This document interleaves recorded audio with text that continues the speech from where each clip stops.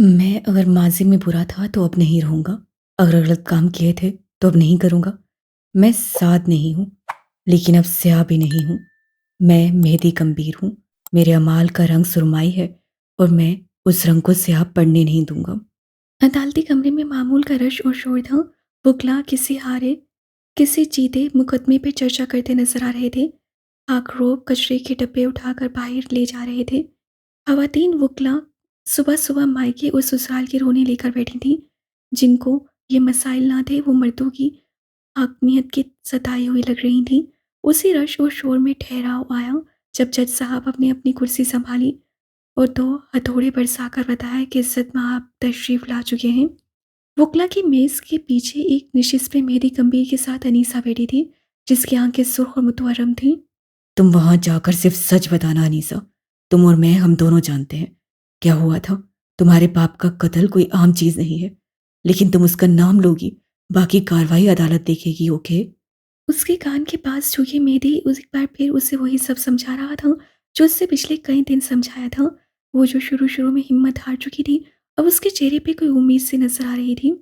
दफातन उन दोनों की निगाह उस तरफ पड़ी जहाँ से गैस गंभीर आ रहा था। ऐश ग्रे सूट में मलबूस बालों को अच्छे से सेट किए, चमकदार जूते एक रोब से जमीन पर रखते। उसके किसी अंदाज से ये नहीं लगता था कि उसके चचा के कत्ल को चंद माह हुए हैं और यहाँ उसी कत्ल का ट्रायल चल रहा है। सुनवाई शुरू हुई। अनीसा गंभीर को कटहरे में बुलाया गया। वकील उससे इब्तदाई सवाल करने लगा। अनीसा जवाब देती रही। मेरी गंभीर सपाट चेहरे के साथ अपनी जगह बैठा रहा। वो यहाँ तुम्हारी नहीं मेरी गवाह बनकर आई है ग्रीनवुड। मेरी के मोबाइल पे गैस का मैसेज चमका। जानता हूँ तुम्हारे खिलाफ नहीं जाएगी वो, क्योंकि एक औरत का सबसे बड़ा खौफ होता है फैमिली छूट जाना। अनीसा से छूट गई है। अब तुमने यकीनन उससे वादा किया होगा, एक गुलाम शोहर, एक नया घर, शादी। राइट। तुम मुझे इतना अच्छे से जान गए और मुझे पता भी नहीं चला। अफसोस मनाने को फिलहाल तुम्हें बहुत मौके दूंगा। कजन डीरेस्ट। वो एक मुबहिम पैगाम भेजकर अपने सामने देखने लगा। अनीसा बोल रही थी, हदीबा नवाज से मेरी आंखों के आगे मेरे बाप का कत्ल किया। मैं बैकयार्ड में थी और जब तक वहां आई वो मेरे बाप को मार चुकी थी। गैस का दिल किसी ने चीर कर आधा किया। उससे एक तरफ खड़ी हदीबा नवाज को देखा जिसके चेहरे पे स्याह कपड़ा था। ये कपड़ा बचाव था। ये ना होता तो वो उससे आंखें कैसे मिला पाता। मैं गवाह हूँ और अपनी गिरफ्तारी के वक्त कातला जुर्म कबूल कर चुकी हैं। मेरी अदालत से दरख्वास्त है कि मेरे वालिद के कत्ल को ज़ाया न किया जाए। वो अगले कई लम्हे बोलती रही। उससे झूठ भी बोले और सच भी। लेकिन इख्तिताम ये हुआ कि वापस नीचे आने से पहले वो हदीबा के लिए फांसी का फंदा तैयार कर चुकी थी। वो फंदा जो गैस की गर्दन के गिर सारी उम्र रहना था। वो अपने हबीब को फांसी चढ़ते हुए कैसे देख सकता था। अनीसा अब कुटहरे से उतरकर नीचे आ रही थी। मेरी उसे देख रहा था और गैस से ही तो नहीं पा रहा था। वो बस उसे देख रहा था जो उसके साथ इस सारी दुनिया में सबसे ज़्यादा मुखलिस थी। वो उसे कैसे बचाए। किसी भी औरत का खौफ मालूम करने से पहले उसकी मोहब्बत मालूम करनी चाहिए। शोहर से पहले उसे बाप से मोहब्बत होती है। तुम्हारे खिलाफ वो इस वक्त नहीं जा सकती, लेकिन तुम्हारे साथ खड़े हुओं को बचा ले और मैं बचाने दूं तो लानत हो हमारे गंभीर होने पे। कैस के मोबाइल की स्क्रीन पे चल बुझ करता वो पैगाम उसकी सारी दुनिया अंधेर किए देता था। अदीबा नवाज उसकी वजह से तख्तादार पे होगी। ये हकीकत वो इस जिंदगी में कबूल नहीं कर सकता था। अब कि उसे वाकई सांस लेने में दिक्कत हुई, वो नफ़ी में सर हिलाते हुए वहां बैठा रह गया। साकित, जामिद, खेल खेल में मेरी सकपत ले गया था। खुद को कबूल करना बाज़ दफ़ा एक आर्ट होता है। मैंने ये आर्ट सीख लिया है। मैं वक्ती मैनिपुलेटर, झूठा, एहसान फरामोश, खुदगर्ज, जालिम सब हूँ, लेकिन उनमें से कोई जज्बा मुझ पे हावी नहीं हो सकता। इसलिए मैं एक अच्छा आदमी हूँ। उस कमरे में नीम तारीकी थी। वो जिसे इंतहाई इज्जत और एहतराम के साथ वहाब अहमद के कमरे में लाया गया था, वो अपनी जेब पे से एक जंजीर निकालकर हाथ पे लपेट रहा था। वहाब जो कि खुशगवार तासुआत सजाए अंदर आ रहे थे, नीम तारीकी में खड़े उस वजूद को देखकर लौंज के दाने पे ही ठहर गए। उन्होंने पलटना चाहा मगर मेधी ने तेजी से उन्हें अंदर की तरफ खींचा और उसी तेजी से जंजीर उनकी गर्दन की गिर लपेटी। आपके ऑफिस आया, तमीज से, इज्जत से, हर तरह से आपसे पूछा था कि मेरे चचा आपके ओल्ड होम की किस ब्रांच में है। मुझे बताना जरूरी नहीं समझते ना आप। वो उसके हाथ अपनी गर्दन से हटाने की कोशिश कर रहे थे, हाथ पैर मार रहे थे, मगर जो गिरफ्त हल्की कर दे वो उस माँ का बेटा ही नहीं था। शराफत की जुबान समझ नहीं आती है ना? किस किस गाली गाली गाली किससे तुम्हें घर के अंदर आने दिया है? किसने? वो हार मानने की बजाय उड़ रहा है। तुम्हारी प्यारी बेटी ने। Fan, you know. अब की उससे गिरफ्त ऐसे बढ़ाई कि वहाब का सांस रुकने लगा। उसकी आंखें ऐसे जैसे उबल रही हूँ। मेरे चचा कहाँ हैं वहाब साहब? तुम्हारा भाई। कैस कैस मुझे मार देगा।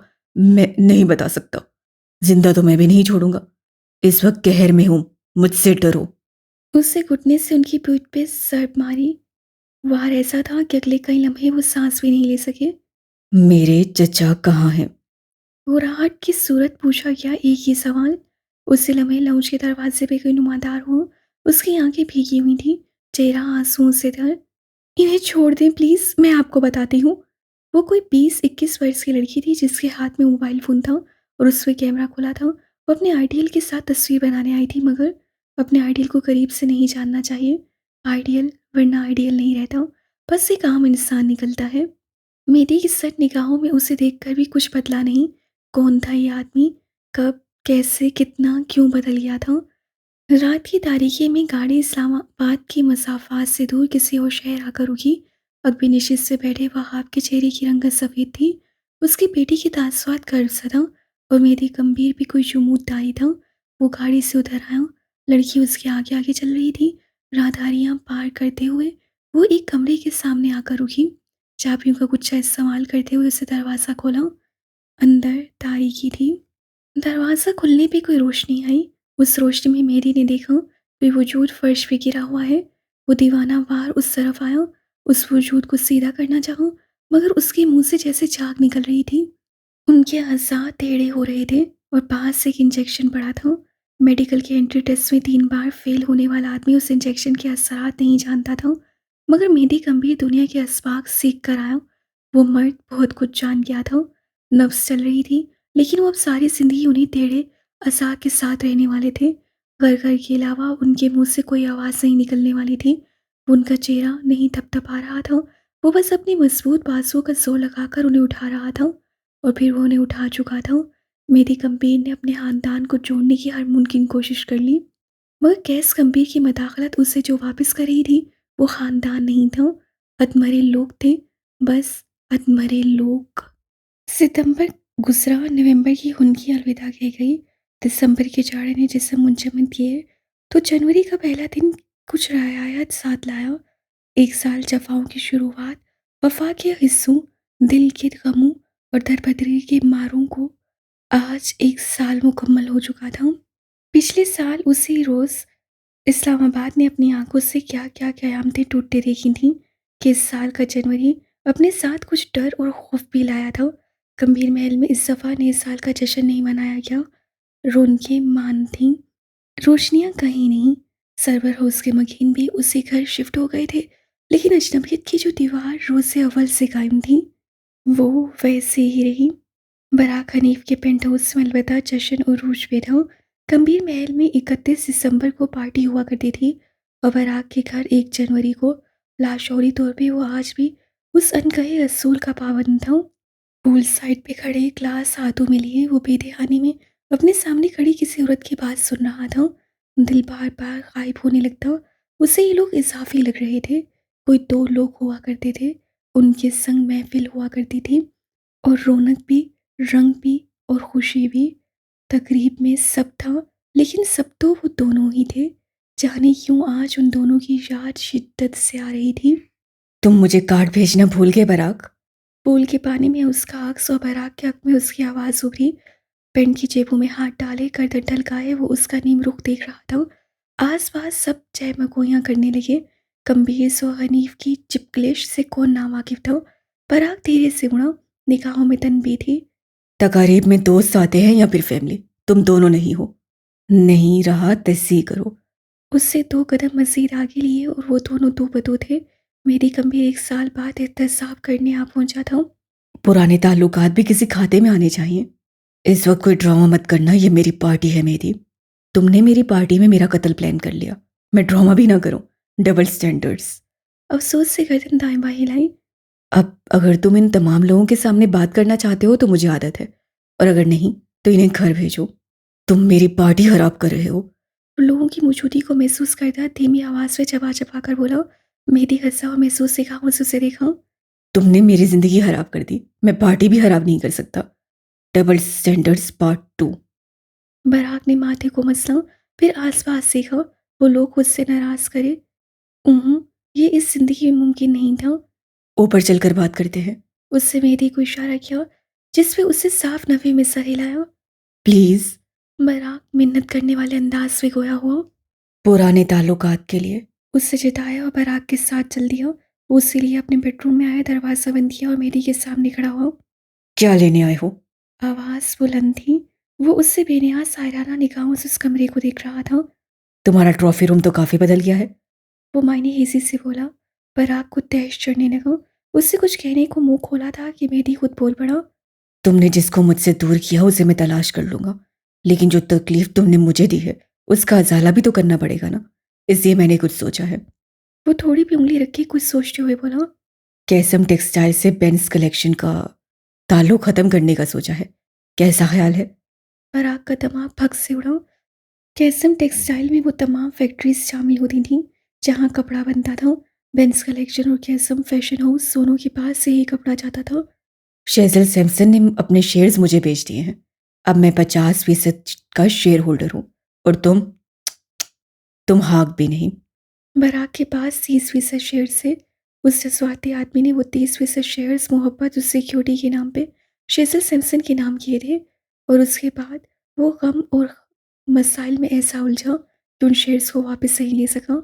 हाँ, अलबत्ता इस बारे में उसकी शेजल से बात होती रही थी। उससे शेयर्स वापस करने पे राजी थी। यकदम यकदम ये कैसे सब हो गया? वो लट्ठे की मानिंद सफ़ेद चेहरा लिए टुकर टुकर मेहदी गंभीर को देख रहा था। एक और बात, जिन फिल्म्स की वार्डरोब तुम इस साल कर रहे थे वो अब तुम्हारे साथ काम नहीं करेंगे। हाँ, फिलहाल उन्होंने तुम्हें मना नहीं किया, लेकिन इसी हफ्ते इनकार आ जाएगा, इंतज़ार करना। बराक ने बेख्तियार अपना सीना मसला। यहीं कहीं बेतहाशा तकलीफ ने सर उठाया था। तुम तुम ऐसा करोगे? मैं ऐसा कर चुका हूँ मेरे दोस्त, लेकिन मैं गंभीर हूँ, इसलिए तुम्हें बताने चला आया। बराक हनीफ होता तो मनाफकत के लबादे ओढ़े फिरता। वो धीरे धीरे दीवार के साथ लगता नीचे बैठ गया। चेहरा, सीना, गर्दन सब पसीने में डूबे थे।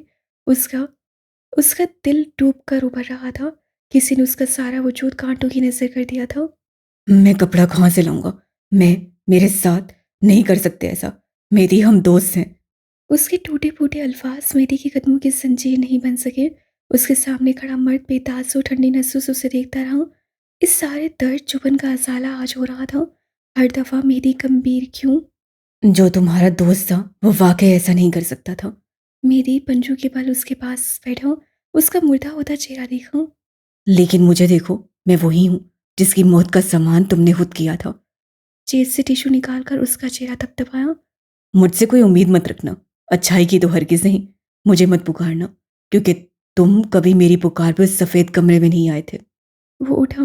बराक उसकी मिन्नत कर रहा था, उसे दोस्ती के वास्ते दे रहा था, अपनी बेबसी के किस्से बता रहा था। सब बेसुध, सब बेकार। जो उसके साथ हुआ था उसके बाद वो यही कर सकता था। वो गैस की तरह जान नहीं लेगा, मगर जिंदा रहने जैसा भी नहीं छोड़ेगा। मेज पे रखी स्याह रंग की डायरी का वर्क पलटा गया। सुर्ख पेन का ढक्कन खोला गया और फिर किसी वजूद ने लिखने की तैयारी की। एक अरसे बाद, एक लंबा अरसा बाद, वो लिख रही थी, जीनिया हाकिम नवाब, ये मेरा नाम है। अरसा हुआ कोई मुझे इस नाम से नहीं पुकारता। मैं इस मुल्क में सोहरा मदीन बनकर आई और फिर वही बनकर रह गई। लेकिन ये लड़की तो मेरा बेरूप है थी। मैं तो मैं हूं ना। नईमा उस रोज देर से घर लौटी थी। सीने ने पहली बार उसका चेहरा गौर से देखा। आसमानी रंग के प्रिंटेड गाउन में उसकी सांवली रंगत खिल रही थी। चेहरे पे आज हल्का फुल्का मेकअप था।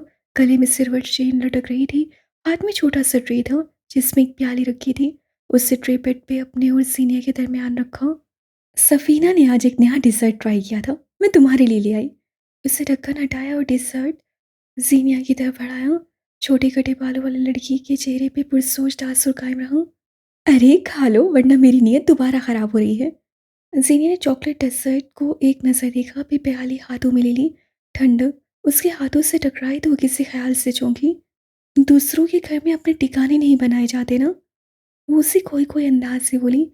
नईमा आलती-पालती मारे बैठ गई, जानती थी सीनिया को ऐसे नादर ख़्यालात जब भी आते थे, तब कुछ न कुछ होता ज़रूर था। मैं यहाँ ठीक थी, मुझे लगा मैं यहाँ ठीक रहूँगी, महफ़ूज़ रहूँगी, लेकिन उससे रुककर डिज़र्ट का चम्मच मुँह में रखा, कड़वा-मीठा जायका हलक में फैल गया। मैं तो अपने ख्वाब भूल गई थी, मेरा तो अपना घर होना था। तुम इल्लीगल हो, नईमा ने उसे याद दिलाया। सीनिया होंठ काटती रही। काफ़ी देर बाद जब वो बोली तो उसकी आवाज़ मध्यम थी। मैं अपने मुल्क में होती तो इस वक्त। उसने डेजर्ट की प्याली वापस रखी। हलक में कोई कोला सा अटका था। मैंने सीएसएस पास कर लिया है। नईमा ठहर कर उससे देखी गई। सीनिया हाकिम की आंखों के किनारे गीले हो रहे थे। मुझे घर चाहिए। मैंने आधी जिंदगी बुलंदियों की ख्वाहिश की है। अब किसी गैस गंभीर के खौफ से मैं अपने ख्वाबों से दस्तबरदार नहीं हो सकती। मुश्किल काम है, सोच लो। वक्त बदल गया है। शायद कभी तुम पुरइत्माद और सोशल स्किल से माहिर रही हो, लेकिन अब। नईमा ने तफिक्र से उसे देखा। तुम बात करते हुए अल्फाज भूल जाती हो, सड़क पार करते हुए ठहर जाती हो, कोई तुम्हें गौर से देखे तो डरने लगती हो। तुम्हें लगता है इस हालत में ऐसी लड़की ढाका जैसे शहर में घर बनाएगी, कामयाब होगी। उससे घुटने सीने से जोड़ लिए। हाँ, वो आज भी खौफजदा थी। गैस का नाम सुनकर भी उसके आसार जामिद हो जाते थे। वो सांस नहीं ले पाती थी। लेकिन कब तक? एक रोज़ उसे सब भूलकर आगे बढ़ना था, और यही वो लम्हा था। मेरे अंदर ट्रॉमा आज भी है। हाँ, मेरे सोशल स्किल्स नहीं रहे। मैं अब लोगों से डरती हूँ। मेरे एहसास तक मेरे ट्रॉमा के ज़ेर असर हैं। मैं रातों को सो नहीं पाती। गैस से मेरी ज़िंदगी में मुझे बहुत मसाइल से निकाला, लेकिन जिस गहरे कुएं में उससे मुझे धकेला है, मैं उससे निकल नहीं पाऊंगी। लेकिन कोशिश करूंगी। वो एक बार फिर उस ऑफिस में बैठी थी। हथेलियां पसीने से भीग रही थीं। सोहेब गौर से उसे देख रहा था।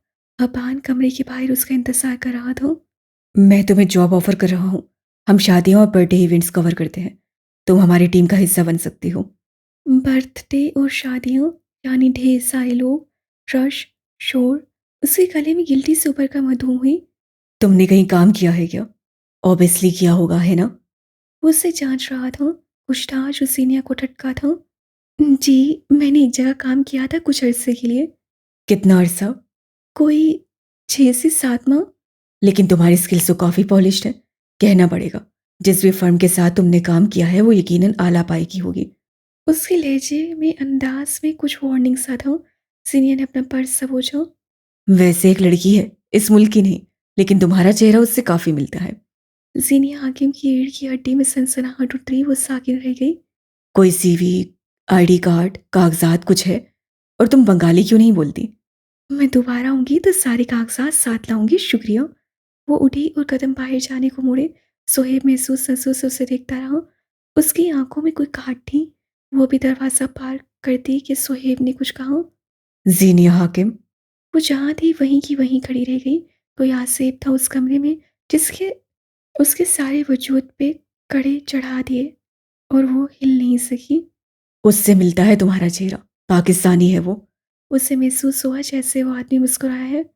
या शायद थी। गायब है वो। कुछ वक्त पहले इंटरनेट पर उसके नाम के चर्चे थे। वैसे तुम उर्दू तो बहुत अच्छी बोलती हो, है ना? वो जामिद थी, आंखें साकित। जोहरा मतीन, कल से आ जाना, पैसों की बात कर लेंगे। डोंट वरी, मैं तुम्हारे साथ कोऑपरेट करूंगा। वो मुड़ी, ऐसे जैसे कोई पहाड़ रेसा रेसा होकर गिरता हो। वो उसे बता रहा था कि वो हकीकत से वाकिफ है, और सीनियर हाकिम उससे अपना आर्ट बेचेगी, क्योंकि वो बदले में उसके राज रखेगा। उसका सबसे बड़ा खौफ उसके सामने खड़ा था। क्या वो कभी उसका मुकाबला कर सकती थी, या बस टूट कर बिखर जाएगी? मेरे पास हमेशा हल होते हैं। कोई ऐसा मसला नहीं जिससे मैं ना निकल सकूं। लेकिन आह, गैस तुम्हें खुदा पूछे, तुमने मेरे मुकद्दर में कैसे दरबदरी लिख दी? अब क्या 2-2 टके के लोग मुझे धमकाएंगे? वो पूरे 3 माह सोहेब की एजेंसी के लिए काम करती रही। दिन रात उसके लिए एक कर देती। शादी, बर्थडे, जेंडर रिवील, पिकनिक, वो हर इवेंट कवर करती।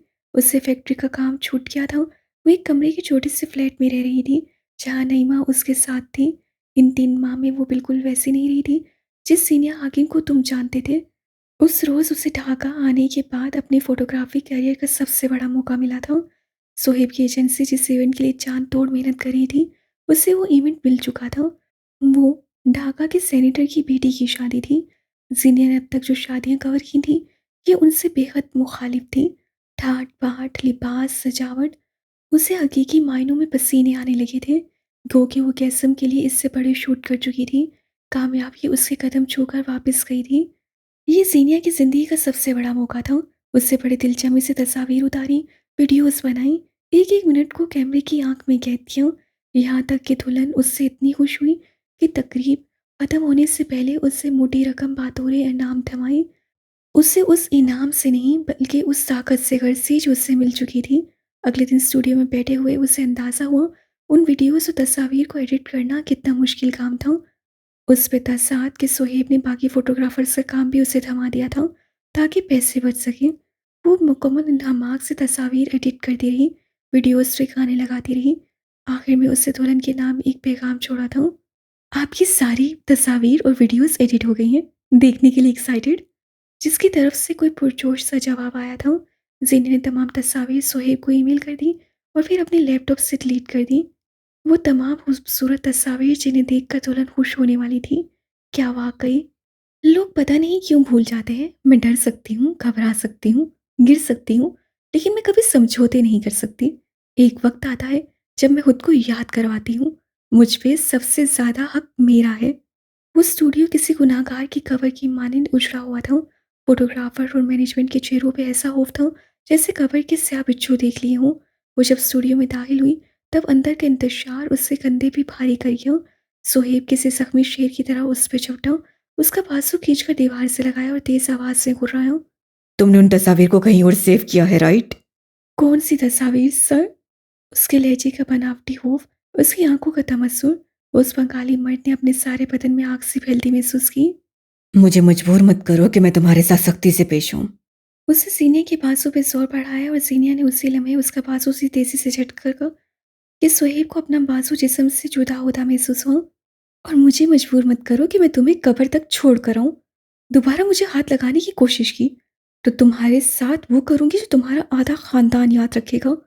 वो परेशानी से बालों में हाथ चलाते हुए यहाँ से वहाँ चक्कर काटने लगा। वो रो देने के करीब था। मेरा लैपटॉप नहीं खुल रहा था, मैं उसे ठीक करवाने गया, लेकिन कोई उसे ठीक नहीं कर पा रहा। सीने की खोली हुई मशीनें सीने खुद भी नहीं जोड़ सकती। उससे करीब आकर रुका, उसकी आंखों में जैसे नमी चमक रही थी। प्लीज, प्लीज मुझे ये मत कहना कि तुमने शहरबानों की शादी की तस्वीर डिलीट कर दी हैं। मैंने कर दी हैं। अल्फाज सही कोड़ा थे जो सुहेब के मुंह पे बरसे थे। मेरे लैपटॉप में स्टोरेज का मसला रहता है, आप जानते तो हैं। मैंने कई बार कहा था मुझे नया लैपटॉप चाहिए। वो बेदम हो गया, उसके चेहरे पे हवाइयाँ उड़ रही थीं। आज वलीमे का फंक्शन था और उसे हर हाल में आज तस्वीर ईमेल करनी थी। तुरंत का इंस्टाग्राम सोना सोना था और सुहेब को अपना सारा करियर खाली खाली होता महसूस हुआ। सीनिया हाकिम जिस बेफिक्री से आई थी, उसी अंदाज में स्टूडियो के अंदर बने अपने ऑफिस की तरफ चली आई। डेस्क पे लैपटॉप रखे उससे अपना काम शुरू किया। हाँ, कल उससे किसी के लैपटॉप को खोला था, फिर बंद नहीं कर सकी। कैमरे की मेमोरी कार्ड की स्टोरेज भी उसी ने डिलीट की थी। हाँ, वो अपनी ईमेल किसी और डिवाइस से लॉग इन कर सकता था, लेकिन सीनियर ने तो बस उसका पासवर्ड तब्दील किया था। अब कोई किसी की तनख्वाह खाए, उससे इजाफी काम करवाए, उसकी इज्जत ना करे, फिर इतना तो बनता है ना। दाएं बाएं दीवार पे लगी पेंटिंग्स के दरमियान बैठा सोहेब सर हाथों में गिराए हुए था। जब उससे फ़ोन कॉल्स आना शुरू हुई, वो धीरे धीरे तलतल में घटता जा रहा था और वजह उसके इन सामने बैठी थी। मैं बुरी औरत नहीं हूँ, लेकिन मैं अच्छी भी नहीं। मेरे अंदर कुछ है, कोई अलार्मिंग बत्ती। कोई मुझे सताए और मैं उसे बख्श दूँ, ये ज़िंदगी में नहीं हो सकता। कई बार मैं लोगों पे तरस भी खा लेती हूँ। डेमो देखना है? रात उतर आई थी, स्टूडियो में ऐसा सन्नाटा था जैसे कोई टाइन घूम कर गई हो। उसके आसपास के सारे डेस्क खाली हो गए थे। वो अपना आखिरी काम निपटा रही थी जब अंधेरे डेस्क के साथ कुर्सी खींचकर कोई बैठा हो। कुर्सी की चई की आवाज़ के साथ खामोशी छा गई। क्या चाहिए तुम्हें? शिकस्त सा बिखरा हुआ लहजा। सीने ने गर्दन फेर कर उससे देखा। आज़ादी। मैं तुम्हें बर्बाद करने की सलाहियत रखता हूँ। तुम कातला हो, मफरूर हो, इस मुल्क में इल्लीगल हो। 2 मिनट में तुम्हारे हिस्से में ऐसी जिल्लत लिखूंगा जिसे तुम धो नहीं सकोगी। तुम्हें मुझसे मुकाबला करते वक्त खौफ आना चाहिए। तुम जैसों को बेच खा हूं मैं। क्या करोगे? जाकर पुलिस को बताओगे? इससे पहले ये देखो। उसे लैपटॉप की स्क्रीन का रुख उसकी तरफ किया। लैपटॉप पे आज सुबह की वीडियो थी, जिसमें वो जीनिया का बाजू पकड़कर उसे दीवार से लगा रहा था। सोहेब का चेहरा वाज़ेह तौर पे तारीख पड़ा। अपनी फीमेल स्टाफ को हरासा करने के जुर्म में तुम जेल जाओ या ना जाओ, लेकिन अपने करियर के कितने बड़े-बड़े मौके गँवा दोगे। मेरे पास तो वैसे ही कुछ नहीं रहा। एक मुल्क से दरबदर हो चुकी हूँ, दूसरे से होते हुए कोई फ़र्क नहीं पड़ेगा। लेकिन कल तक जो बर्बादी तुम्हारे मुकद्दर में आएगी, उसके लिए तैयार रहना। और वो सेनेटर की बेटी, वो मुझसे बेहद खुश है, लेकिन तुम्हारी खुशियाँ कैसे अकारत होंगी, सोचा है? वो शशर सा उसका चेहरा देख रहा था। उसे ऐसा शौक लगा था कि वो कुछ बोलने के काबिल नहीं रहा था। जानी वो उसे धमका रही थी। आज वो औरत सिर्फ गुस्से और सदमे में है, कल वो कहर बनेगी। और तुम जानते हो, सिर्फ मेरा टैलेंट तुम्हें और तुम्हारे स्टूडियो को बचा सकता है। अब आगे जो तुम चाहो, मुकाबला या मफामत। वो अगले कई लम्हे खुश्क होते हलक के साथ वहाँ बैठा रहा। उसका ज़हन शल था और जामिद वो फाइल समेट कर उठ खड़ी हुई। अबान उसे लेने आने वाला था। सुहेब अब तक बेहाल था। क्या चाहती हो? उसकी आवाज़ कहीं बहुत दूर से आती थी। वो 6 फुट का खाक मर्द हार मान गया था। मैं तुम्हारी तनख्वाह डबल कर दूंगा, तुम्हारे बोनस नहीं काटूंगा, वक्त से ज़्यादा और उस्ताद से ज़्यादा काम नहीं करवाऊंगा। तुम इस स्टूडियो की ज़रूरत बन गई हो। मुझे कुछ और भी चाहिए। बाजू सीने पे बांधे वो गोया हुई। तुम्हारे नाम पे रेंटेड एक फ्लैट और मुझे नौकरी देते हुए तुम मुझसे किसी सीवी, किसी आईडी कार्ड की शर्त नहीं रखोगे। मैं सिर्फ तुम्हारे स्टूडियो के लिए काम नहीं करूंगी, बल्कि कुछ प्रोजेक्ट्स मेरे साथ ही होंगे। हफ्ते के 3 दिन तुम्हारे नाम और 4 दिन मेरी आज़ादी के नाम। मंजूर है तो ठीक, वरना बैठकर इंतजार करते हैं कौन कितना बर्बाद होगा, क्योंकि मेरे पास अब खोने को कुछ नहीं है। सोहेब का जी चाहा था उसे उसी वक्त कत्ल कर डाले, मगर वो मजबूर था। पेट की भूख, मुआशरे के इक़्तिदार कई बार इंसान को मजबूर कर देते हैं। चंद माह बाद जनवरी की एक धुंध आलूद सुबह में जब उससे अपने कमरे पे मुश्तमिल फ्लैट की खिड़की खोली, तो ताज़ा हवा का झोंका उसके चेहरे से टकराया। वो आंखें मूंद कर उस हवा को महसूस करने लगी। ढाका बिलाखिर अपना अपना सा लगा था। पूल के सर्द पानी में पैर डाले उसे कई घंटे बीत चुके थे जब उसका फ़ोन थरथराया। पराग ने खाली खाली निगाहें उठाकर स्क्रीन को देखा। कई माह बाद कैस गंभीर उससे कॉल कर रहा था। पराग चुपचाप उस कॉल को बजते हुए देखता रहा। सेकंड्स, मिनट, लम्हे। कॉल बज बज कर ख़त्म होती तो दोबारा शुरू हो जाती। घंटी दोबारा बजने लगी तो उसने कॉल का जवाब अस्वाद में दिया। तुमसे मिलने आना है, कहाँ आऊँ? उसके आसपास शोर था, उछलत सा लगता था। मेल मुलाकात के असबाब एक अरसा हुए ख़त्म हो चुके, अब बाकी क्या रह गया है? मुलाकात की 2 शर्तें होती हैं, खून मिलता हो या ख्यालात। हमारा खून मिलता है पराग। इस शोर में कैस की आवाज़ मदम सुनाई दी। अभी पराग के समातों को कुछ हो चुका था। पराग हंस पड़ा, कर में मदगम हंसी। अच्छा है, अच्छा है, कम अज कम किसी एक से तो शनाख्त मिली। वो रुका, पैर पानी से बाहर निकाले। मम्मी के घर आ जाओ। दूसरी तरफ एक लम्हे के लिए बिल्कुल खामोशी छा गई। शोर बढ़ गया, ऐसे जैसे वो चलते चलते रुका हो। वो वाकई रुका था। चेहरे पे कुछ डर आया और आंखों में कुछ उभरा। उस एक लम्हे में वो मुख्तलिफ इंसान बन गया। वहाँ नहीं, मैं पेंट हाउस आ रहा हूँ। बहुत देर बाद वो जबरन बोला। पराग ने दुखते सर को मसा, गुलाबी पड़ती आंखों रगड़ी। कभी तुम अचानक मुझसे माफ़ी मांगने आ जाते हो, कभी मेरे घर आने से कतराते हो। कुछ है जो तुम छुपा रहे हो? अगर छुपा रहा हूं तो ढूंढ लो। वो संभल कर बोला। फिर कभी सही। उसे सर से डाला और कॉल काट दी। रात वाली बशाशियत मकफूत थी। उससे मोबाइल पे शेजल का नंबर मिलाया। दूसरी तरफ बेल जाने लगी थी। चंद पल बाद ये कॉल अटेंड हो गई थी। दोनों तरफ एक लंबी खामोशी रही। पराग ने बहुत देर बाद खामोशी को तोड़ा। कल रात से मैं यही सोचता रहा कि मुझे क्या रद्द अमल देना चाहिए। तुम पे मुकदमा दायर करूं, तुम्हें पब्लिकली डिफेम करूं, तुम्हारे उसने आशिक को जिज करूं, या फिर तुम मुझ पे मलबा डालो। पूल के नीले पानी से दूर अब वो कहीं जा रहा था। या फिर मैं तुम्हें हकीकत का वो आईना दिखाऊं जिसमें तुम मेरे जितनी मकरू नजर आती हो। वो अब उसी मिलकचे से हुलिये में गाड़ी में बैठ रहा था। तुम वो औरत हो जिसकी माँ ने सिक्योरिटी के तौर पर मुझसे मेरे शेयर्स तुम्हारे नाम करवाए। मैंने मोहब्बत में आकर कर दिए, और तुम पूरा 1.5 साल, हमारा ताल्लुक ख़त्म होने के 1.5 साल तक मुझे बताती रही कि मेरे शेयर्स महफूज हैं। और 1 साल बाद तुमने एक ज़ाती अनाथ के चलते मेरा वो नुकसान करवाया है जिससे मैं अगले कई सालों तक पूरा नहीं कर सकूंगा। वो रुका, मोबाइल कान और कंधे के बीच अटकाया और गाड़ी दरवाजे से बाहर निकाली। अब तुम बिल्कुल मेरे जैसी हो, धोखेबाज, झूठी, मक्कार। दूसरी तरफ शेसल बेहद सुकून से उसकी बात सुनती रही। कॉफी फेंटने की खट खट के दरमियान उसकी आवाज़ कट रही थी। खैर वो इतना ज़रूरी भी नहीं था जिसकी आवाज़ सुनने को बेचैन होती। तुम्हारे खिलाफ कोई केस नहीं करूंगा। मेरा गिल्ट अब खत्म हुआ। एक अरसा पहले तुमने मुझे छोड़ा था, आज मैंने तुम्हारा ख्याल छोड़ा। तुम वो नहीं हो जिसके हसूल में मैं थक रहा था। आज से तुम मुझ जैसों की सफ में आ गई हो। फिर खुशकिस्मत नहीं कहोगे? नहीं। लंबे के तौक़ुफ़ के बाद वो फिर बोला, क्योंकि बहुत जल्द तुम्हें इल्म होगा ये राह कितनी कठिन है। यानी अभी वक्त है, राइट? उससे कप में स्ट्रॉ लगाया और एक घूंट भरकर जायका चेक किया। हमेशा की तरह परफेक्ट। चलो ठीक है, जब वक्त आया देखी जाएगी। अभी के लिए खुदा हाफिज। तुमने भी कई जिंदगियां बर्बाद की थी, तुम्हारी करके मुझे मजा आया। उससे कॉल काटी, राब्ता मुनक़ता हो गया और अब उसके चेहरे पे शराब बेचैनी देखी जा सकती थी। दिल में गिल्ट कचोके लगाने लगा। उससे मोबाइल आंखों के आगे किया, उंगली ने मेकानिकी अंदाज से सीनियर हाकिम की चैट खोली, फिर रुक गई, ठहर गई। उसकी वाहिद दोस्त उससे रियलिटी चेक दिया करती थी, अब जाने कहाँ थी। वो पिछली बातें पढ़ने लगी, यादें फिर ताज़ा होने लगी। यादें, गिल्ट, कर्ब, सब कटमट हो गया। पेंट हाउस के अंदर ऑटोमेटिक हीटर चालू था। लॉन्च में आते ही उससे कोट उतार दिया था और अब गर्मा गर्म कॉफ़ी कमक हाथों में लिए वो अपने सामने बैठे बराक को देख रहा था। कैसे हो? बराक ने खाली निगाहें उठाकर उसे देखा। मैं ठीक। कारोबार गया? कारोबार और बहुत। कॉफ़ी का गरम गरम घूंट हलक में उतारा। बराक बेहद गौर से उसे देख रहा था। तुम कैसे हो? ठीक हूँ, अब बिल्कुल ठीक हूँ। बराक से ज़्यादा खुद को यकीन दिलाया। और इसका क्या हाल है?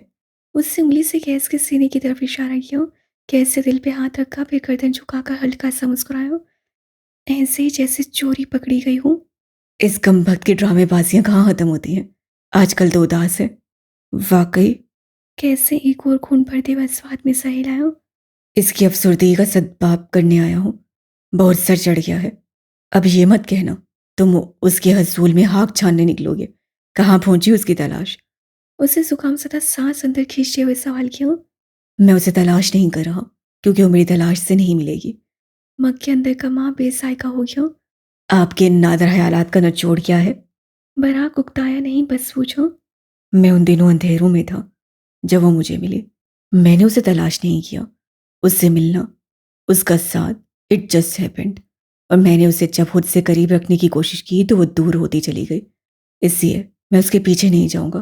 वो मुझे तब मिलेगी जब मेरी रूह को उसकी सबसे ज़्यादा ज़रूरत होगी। उससे कॉफ़ी का कप वापस रखा। यकदम साइके रुखसत हो गए थे। यकदम दिल में मलाल के पड़ाव पड़ने लगे।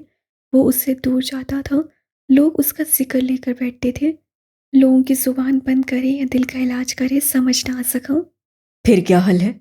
वो ना सही, उसके साथ देखे ख्वाब सही। शाह ने उचका कर कहा। यानी? बराक के अबरोज सफामी अंदाज से उठे। यानी कैसम शूज लॉन्च करने का वक्त हुआ जाता है। पार्टनर बनोगे? बराक हंस पड़ा। मीलों के सफर से आए किसी मुसाफिर की थकी हुई हंसी, किसी बरसों के देखे ख्वाब के चिकना चोर होने पर रुला देने वाली हंसी। एक भाई मेरे पैरों से जमीन खींचता है और दूसरा छत फराहम करता है। क्या करूं, कहाँ जाऊं? कब तक मैं तुम सबका कोलेट्रल डैमेज रहूंगा? कब तक मुझे वक्त आने पे बाप बनाते रहोगे?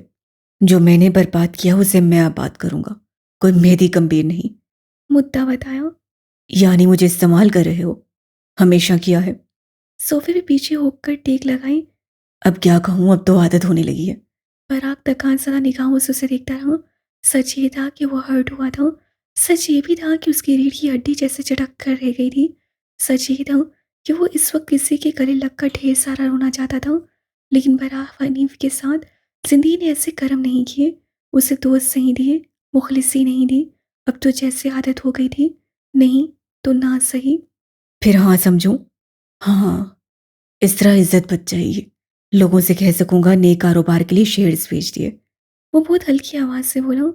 गैस से ठहर कर उसका चेहरा देखा, फिर नरमी से पूछा। हर्ट हो? इस बार तो बहुत ज्यादा। बंदे से ताल्लुकात चले जाएं तो पैसे का आसरा रहता है, पैसा चला जाए तो ताल्लुकात का आसरा भी नहीं रहता। दुनिया को जानता हूँ, जब तक कागज का टुकड़ा साथ था तब तक सब मेरे साथ थे। अब जाने क्या होगा। आंखें मूंद कर सोफे पे टेक लगा ली। अच्छी लाइन थी, कहाँ से सुनी? वल्ला, अभी अभी घड़ी है। साफ हुई से कहा, फिर आंखें खोलकर गैस को देखो। मुझे मेरी माँ बहुत याद आ रही है। दिल कर रहा है काश थोड़ी देर के लिए ही उनके पास जा सकता। वो सादगी से दुख से कह रहा था, कैस चुप रहो। मैं चलता हूँ, दोबारा पार्टनर बनकर मुलाकात होगी। वो क्यों उसे पार्टनर बनाना चाह रहा था? क्यों किसी शिकार से भाग रहा था? बराक ने उसे देखा, यूं जैसे उसके चेहरे पे कुछ खोजना चाह रहा हो। कैस उठ खड़ा हुआ, कोट बाजू पे डाला। जो मैं ना बताना चाहूँ वो राज मेरी आंखें भी नहीं बताती, जता कर कहा और लॉन्च का दरवाजा पार करता हुआ चला गया। बराक ने रिमोट उठाकर लाइट्स बंद की और आंखें बंद कर ली। दर्द दिल में गहरा हुआ। कहानी एक नई शुरुआत के नाम, किरदारों के रथ वही पुराने। 1.5 बरस बाद बहते हुए ठंडे पानी का शोर उस वादी के सुकून को मुंतशिर कर रहा था। हर तरफ सरसब्ज दरख्त और ऊंचे पहाड़ थे। ये हिस्सा आबादी से कहीं दूर था। कश्मीर ज़मीन पे जन्नत है, ये मुहावरा इस वक्त हकीकत बन जाता है जब कोई उस सरजमीन पे अपने कदम धरे। पंजों के बल ऊंचे होकर वादी पे तायराना निगाह डालते हुए अब नस्से घुमा कर देखूं तो कोई मर्द सीने के बल नहर के गीले पत्थरों पे लेटा हुआ था और चेहरा बहते हुए पानी में डाल रखा था। शफाफ ठंडा पानी उसके चेहरे से टकरा था तो वो ऊपर होता, सर दाएं बाएं हिलाता और एक बार फिर पानी में झुक जाता। काफ़ी देर महसूस होते रहने के बाद उससे चेहरा उठाया। चेहरे से पानी के कतरे गिरने लगे। बाल गीले थे और शर्ट सीने से गीली। उसके लबों पे हल्की सी मुस्कुराहट थी। सियाहत अब उसके लिए सुकून नहीं रही थी, मगर आज भी एक नॉस्टैल्जिया का ताल्लुक कायम था। वो ताल्लुक जो ख़त्म नहीं हो सकता था। उसका सीना और गर्दन भीग गई थी। कश्मीर में इन दिनों मौसम बहुत खूबसूरत था। अब ठंड उतरने लगी थी और रातें यकबसा थीं। वो नहर के किनारे रखे उस सफरी बस से तक आया जिसके साथ सफ़ेद हंस की एक जोड़ी का कीचेन लटक रहा था। उससे बस्सा कंधे पे डालने से कब एक भरपूर नज़र उस कीचेन पर डाली। उससे वाबस्ता चीज़ें नज़रअंदाज करना आज भी मुश्किल था। मैं तो घर चला गया था, मुझे लगा आप जनाब को 5-4 घंटे तो लग ही जाएंगे। सामने से कोई चला आ रहा था। वो कमोबेश मेरी गंभीर की उम्र का ही था।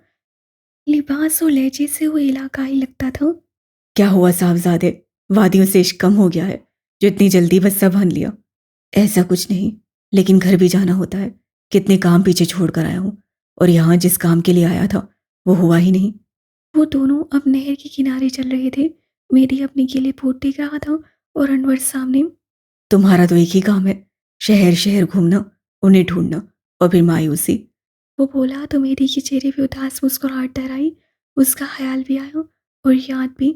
दिल भी दुखा, फिर सर भी झटका। कितने शहर ढूंढ लिए अब तुमने? ज्यादा नहीं, बस पाकिस्तान के अंदर 103 और पाकिस्तान के बाहर 6। उन 6 शहरों की बहुत बात की थी उसने। मुझे लगा शायद तानसा बात अधूरी छोड़ दी। है, मैं उसकी तस्वीर छोड़े जा रहा हूँ। अगर कहीं से कुछ पता चल जाए तो बता देना। कोई भी इत्तला कुछ भी मिले तो मुझसे मत छुपाना। जरूर। अनवर ने सीने पे हाथ रखे तसल्ली दी। वो दोनों चलते चलते काफी दूर आ गए थे। यहाँ से भारत और पाकिस्तान के दरमियान सड़क दिखाई दे रही थी। खाना तुम आज मेरे घर पे खाओगे। यार, मैं होटल में ठीक हूँ। तुम तो ठीक हो, मेरे कश्मीरी होने पे तफ है। अगर मेरा दोस्त मेरे शहर आकर मेरे घर का खाना ना खा सके। तुम्हारा भाई भी इसी तरह का था। जब मैं पिछली बार आया था तो 2 दिन मुझे अपने घर रखा। वो दूर सड़क को देखते खुशगवार यादों में था। अनवर के चेहरे पर सुर्खी थी। आज भी, आज भी मेरा दिल करता है काश मैंने उसे रोका होता। सरहद देख उसके चेहरे पे बेख्तियार सौगवारियत तारी हुई। अनवर का भाई 4 साल कबल गैर कानूनी तरीके से बॉर्डर पार करवाने के जुर्म में पकड़ा गया था और फिर आर्मी की हिरासत से भागते हुए उससे गोलियां लग गई थीं। पता है सारा कसूर हमारा नहीं होता मेरी। हुकूमत जानती है झोल कहाँ कहाँ है, कहाँ कैसा दीमक है, लेकिन कहती कुछ नहीं। और ये खुले हुए बॉर्डर्स बंद कर दिए जाए, गैर कानूनी तरीके से किसी मुल्क में दाखिले पे कड़ी सख्ती की जाए तो किसी अनवर का भाई गायब ना हो। ये खुले हुए बॉर्डर, ये गैर कानूनी आमदोरफ्त, उन्होंने ऐसा जुल्म किया है कि कई लोग अपने प्यारों को देखने के लिए तरस गए। मेरी ने तसल्ली देने को उससे कंधे पे अपना हाथ रखा। उसकी निगाहें भी सरहद पर जमी थी और उसी लम्हे उसके ज़हन में एक चमक सा हुआ। उसे अपने पैरों से ज़मीन खिसकती महसूस हुई। अनवर के अंदाज कोई फ़िल्म दिखाते महसूस हुए, जिनमें वो सीनिया को इस मुल्क की सरहदों के पार देख रहा था। उसकी हालत से बेखबर अनवर उससे बेनियाज सा कह रहा था, अगर ये एक मुल्क से दूसरे मुल्क जाने वाले गैर कानूनी रास्ते बंद हो जाए तो कितना अच्छा हो जाएगा ना। फ़ायदा भी तो कोई नहीं होता यार। एक अलग मुल्क में घुस बैठिए कि क्या इज्जत होती है। कोई अलार्म था जो 1.5 साल बाद उसके ज़हन में बजा था। पाकिस्तान उसे ढूँढने के लिए उससे सर धड़ की बाज़ी लगाई थी। 1.5 साल कबल वो अलग इंसान था। आज मेहदी गंभीर अलग था।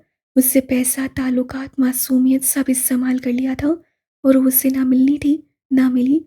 वो नहीं मिली क्योंकि वो इस मुल्क में थी ही नहीं और ये बात उससे अब पता चली थी। कई लम्हे वो साकित रहा।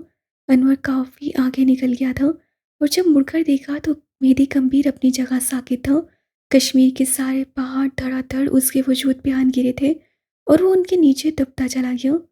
मैं उसे गलत जगह ढूंढ रहा था। उसके लबों से फंसे-फंसे अल्फाज बरामद हुए। अनवर अजनबी से उसे देखते हुए आगे आया। मुझे लगा था वो मुझसे दूर नहीं होगी, बस आँख से ओझल होगी। मगर वो तो वाक़ई दूर थी। वो दूर थी, बहुत दूर। तुम ठीक हो? क्या हुआ है? सब सही? अनवर अब उससे करीब खड़ा उससे कंधे पर हाथ रखकर नरमी से पूछ रहा था। मेहदी हन्नूस सांस लिए बगैर खड़ा था। तुम्हारी तबीयत ठीक नहीं लग रही, घर चलें? उससे मेहदी का कंधा हिलाया, जिसके चेहरे पे एक रंग आ और दूसरा जा रहा था। मेहदी, घर चले? अपने कंधे के हिलाए जाने पे उसका ट्रांस टूटा। उससे तारीख पड़ते चेहरे से अनवर को देखा। हम्म, क्या कहा? मैंने कहा है तुम थके हुए लगते हो, आओ घर चले। घर? उसका घर तो उससे बहुत दूर था। उसका घर अब एक इंसान से जुड़ा था। वो इंसान जिसे वो गलत जगहों पे ढूंढता रहा था। वो चंद लम्हे खाली खाली नज़रों से अनवर को देखता रहा, फिर बस्से को कंधे पे मजबूती से जमाया, खुश्क होते लबों पे जुबान फेरी। घर ही तो ढूंढ रहा हूँ। उससे आसमान को देखते एक ठंडी आह खारिज की। अब लगता है मिल जाएगा। तुम क्या कह रहे हो? मुझे कुछ समझ नहीं आ रही। उसे शुबा हुआ कि उसका दोस्त चंद मिनटों में पागल हो गया है। उसे खबर नहीं थी उसके दोस्त को 1.5 बरस बाद अपने हवास जगह पे आते महसूस हुए थे। स्याह अगले चंद लम्हों में पहाड़, दरिया, वादी, सब्जा सब नज़रअंदाज किए कहीं जा रहा था, वहाँ जहाँ उसका सुकून था। छोटे से टीवी लाउंज में आज सामान बेतरतीबी का शिकार था। सोफे पे नींद दराज लड़की स्वेट शर्ट के साथ ग्रे रंग के ट्राउजर में मलबूस सीने पे रखे बाउल से बादाम चुन चुन कर खा रही थी। लाउंज की बत्तियां बुझी हुई थीं। वाहिद रोशनी वो थी जो टीवी से उभर रही थी। उसकी नज़रें उस अदाकार पे जमी थीं जो काफ़ी देर से रोटी महबूबा को बना रहा था। नईमा उसके पैरों के करीब आकर बैठी। उसके हाथ में सुनहरे रंग का गोल स्टील का डब्बा था, जिसे देखते ही सीनिया ने रुख फेर लिया।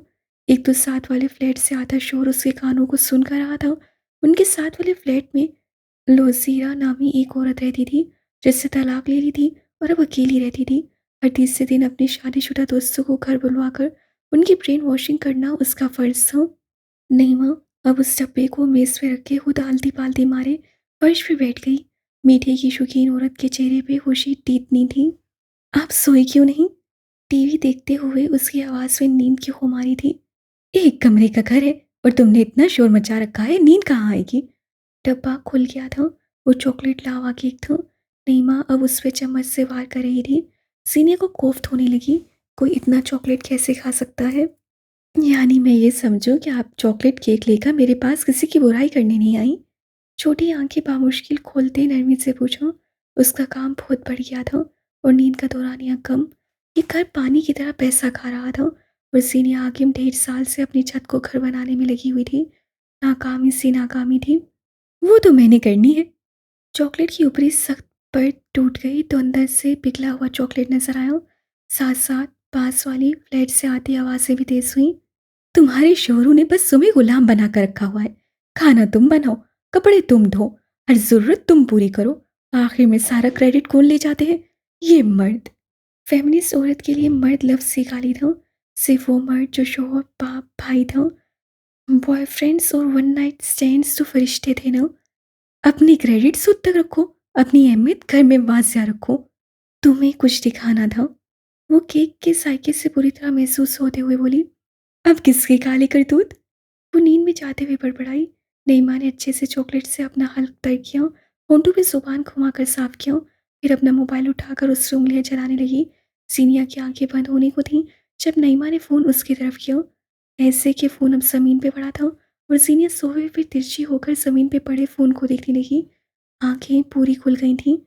वहाँ मेहदी गंभीर का इंस्टाग्राम अकाउंट खुला था। वो गौर से उस तस्वीर को देख रही थी जिससे मेहदी के पहलू में कोई लड़की खड़ी थी। वो भरपूर मुस्कुरा रही थी। उसके साथ खड़े मर्द के लबों पे भी मुस्कुराहट थी। नईमा ने सोफे से टेक लगाई सीने के सपाट तासुरात देखी और फिर कहा, दोनों आजकल साथ नजर आ रहे हैं। वो नीम ख्वाबदीदा आंखों से उसे तक रही थी। मेहदी को साइंस की तरक्की से इख्तिलाफ था। सीनिया को एक ख्वाहिश कि काश ये इतनी जदीद हो जाए कि किसी के दूर होते हुए उसे छूकर महसूस किया जाए। उसकी आंखें कितनी रोशन थी ना। कहा जा रहा है कि दोनों का स्कैंडल है। जीनिया ने अब भी कोई रद्द-ए-अमल नहीं दिया। वो बस तस्वीर को देखती रही। नईमा झुंझलाई, कुछ कहोगी नहीं? चॉकलेट यकदम जहर लगने लगी थी। सीनियर ने तस्वीर से निगाहें नहीं हटाई। ये गलत था। एक नज़र देख लिया, फिर दिल को भर जाना चाहिए। उसे देखकर क्यों देखते रहने का जी चाहता था। वो बस सोच सकी, वज़न कम हो गया है इनका और आँखों के नीचे हल्के देखो। उसे तस्वीर ज़ूम करके उसकी सब्ज़ आँखें देखते तबसरा किया। बंदे को उससे इतना बेनियाज़ भी नहीं होना चाहिए। वो मूव ऑन कर गया है। जताया क्या? स्क्रीन पे चलती उसकी उंगलियां साकित हुईं। वो बिल्कुल खामोशी से चुपचाप चंद पल तस्वीर देखती रही, फिर पीछे को हुई। अब मध्यम रोशनी में छत पे झूलता पंखा दिखाई दे रहा था। उसके घूमने पे कई मंजर फिर से आंखों के आगे घूम जाते थे। क्या वो वाकई उससे मूव ऑन कर गया था? क्या अब से वो लड़की हमेशा उसके पहलू में हुआ करेगी? ये वो ख्याल नहीं थे जो उससे आए थे। मेहदी गंभीर के हवाले से उसे खुशफहमियां थीं तो गलत नहीं थी। वो मुझसे मूव ऑन नहीं कर सकता, धीरे से हल्की आवाज़ से बताया और जताया गया। और अगर कर गया हो तो? उससे डब्बे के ऊपर ढक्कन चढ़ाया। तो मैं तस्वीर को एक नज़र देखकर समझ जाऊंगी। यूँ मुस्कुराहट नहीं है जिससे वो मुझे देखता था। ये मुरव्वत है। कमबख्त अब भी निभाता है क्या? मुझसे पूछा या उसके ख्याल से। घर से बाहर निकलो, काम करो, खुद पे वक्त सर्व करो। आवाज़ें एक बार फिर हथौड़े की तरह सर पे बरसने लगी। मैंने शादी के 2 माह के दौरान तलाक ले ली क्योंकि मैं कैद नहीं रह सकती थी। तुम्हारे पास ही बहुत वक्त है। यूं खुद को किसी के पीछे बेतुकीर क्यों करें? मर्दों को ये समझना होगा, मुआशरा उनकी जागीर नहीं। कहीं घूमने चले? उस सूर जैसी आवाज़ को सीनिया हाकिम की आवाज़ काट गई। कल मैच है ना, देखने चलते हैं। वो रिमोट के बटनों के साथ छेड़छाड़ कर रही थी। एक अरसे बाद उसे देखकर जो याद आया था, सीनिया हाकिम उस सब से कहाँ निकल सकी थी। बेहतर यही था कि दिल की मसरूफियत के समा करे। मेरा मकसद तुम्हें अपसेट करना नहीं था। केक पे ढक्कन सख्ती से चढ़ाते उससे ऐलान किया, अब तुम 27 साल की हो। ये वक्त है अपने लिए फैसला लेने का, वरना तुम खुद पे किसी और को कंट्रोल दे बैठोगी। आज जो पड़ोसियों वाली बातें कर रही हैं, कर रही हूँ क्योंकि वो कम से कम खुश तो है। अजीब खुशी है। 10 औरतों को घर पे दावत करके बार बार बताया जाता है जो मैंने किया मैं उससे खुश हूँ। रिमोट पे उंगलियां दबाने से चैनल तब्दील हो रहे थे। नीम अंधेरे में उसके चेहरे पे पड़ने वाली रोशनी भी रंग बदल रही थी। जर्द, नारंगी, गुलाबी, नीली, मगर एक रंग वहां रह गया था, रकाबत का रंग। वो उस औरत से सराफात से भी तो खड़ा हो सकता था। क्या था जो वो ना मुस्कुराता? क्या था अगर वो सफ़ेद शर्ट ना पहनता? उस शर्ट में वो अच्छा लगता था। और उसकी घड़ी कितनी लड़कियों ने देखी होगी। उससे बेचैनी हुई। दिल चाहा था कि कमेंट सेक्शन खोल कर देखे, लेकिन वो नईमा के सामने डेस्परेट नहीं लगना चाहती थी। तुम्हें लगता है वो मुकम्मल नहीं है, खुश नहीं है? नईमा अरशदी हन्नूस वहीं अटकी थी। खुश होने के लिए मुकम्मल होने की ज़रूरत नहीं पड़ती। वो खुश नहीं है क्योंकि उसके पास कोई बाप नहीं है, भाई नहीं है, औलाद और शोहर भी नहीं। ये सब मेरे पास भी नहीं है, तो क्या मैं खुश नहीं हूँ? नईमा ने कड़े तेवर से उसे देखा। आपसे छूटा है, वो उन पे लात मार कर आई है। फ़र्क है नईमा बहन, फ़र्क। वो उन औरतों से जलती है जिनके बेटे हैं, शोहर और बाप भाई हैं। हज़ार दफ़ा झुठलाया जाए मगर औरत मर्द के बगैर नामुकम्मल है। उससे रिमोट पर ही डाल दिया और चादर सीने तक डाल ली। सुबह एक और मसरूफ दिन था। मैंने टिकट्स ले ली थी। कल हम मैच देखने जा रहे हैं।